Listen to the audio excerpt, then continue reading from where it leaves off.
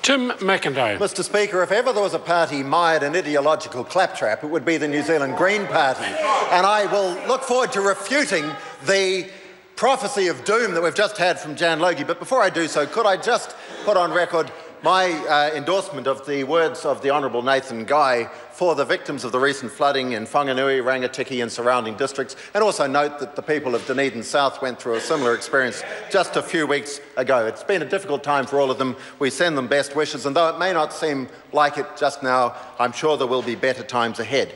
Sir, this is, as we said in the budget just a few weeks ago, a government that is sticking to a plan that's working.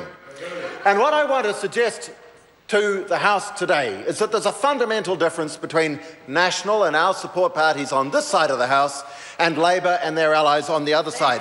And the fundamental difference is this, that Labor believes that the success of a government is measured by how much money they take from the taxpayers and then splash around. The more the merrier, without ever worrying about the results of that expenditure.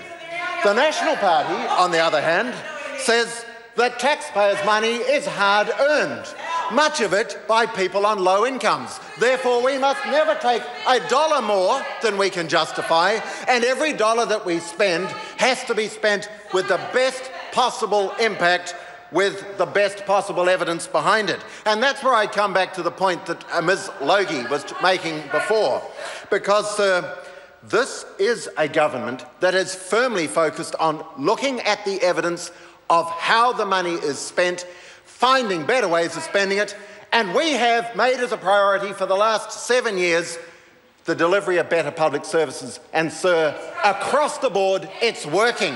Across the board, it's working. Sir, better public services doesn't automatically mean more expensive services. It means delivering value for taxpayer investment and constantly looking for ways to improve. Sir, at the end of the budget debate, the Minister of Finance made a comment about the Labor opposition, which I think bears repeating.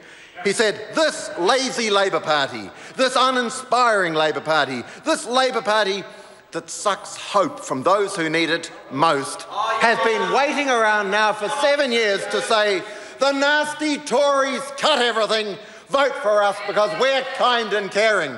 Well, sir, it hasn't happened. We haven't been cutting. We've certainly been pruning in certain areas in order to reprioritise in ways where the expenditure will work better. And the results are there in crime and health and education and welfare right across the board, showing that it's working.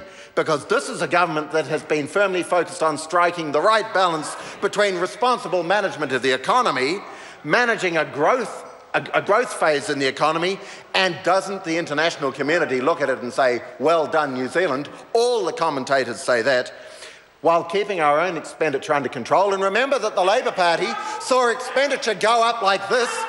They went out of office saying, we've spent the lot.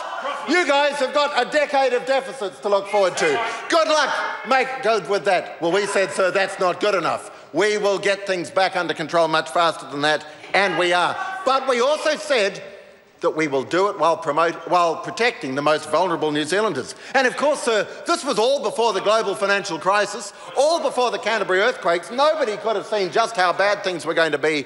And yet, in New Zealand, here we are with a record that all the economic commentators, all the international observers say is the model to follow. And the Labor Party, of course, has got no answer to that. They say no a lot of the time, but they don't like saying, well, let's look at what National has been doing that's working so well and see whether we could adopt some of it, because they just haven't got the wit to admit that. So, sir, we are, without doubt, looking at further and further improvements. And as Chris Finlayson mentioned earlier on, what a talented team, because right across the board in the ministry and snapping at their heels on the backbench are a group of people focused on delivering things that matter for New Zealand.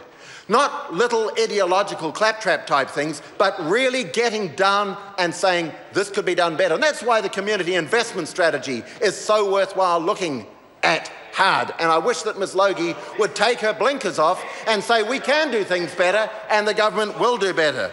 Because one final point I want to leave with the House is worth noting right across the land. The total annual cost of initiatives in the government's last 6 budgets has been an extra $2.9 billion. It's a lot of money, but it's been manageable and it's been measured. By comparison, the extra cost in the last 6 budgets of the Labor government totalled $20 billion. Unsustainable. Ours is the plan that is working. Speaker. Grant Robertson. Thank you, Mr. Speaker. I want to join with other speakers in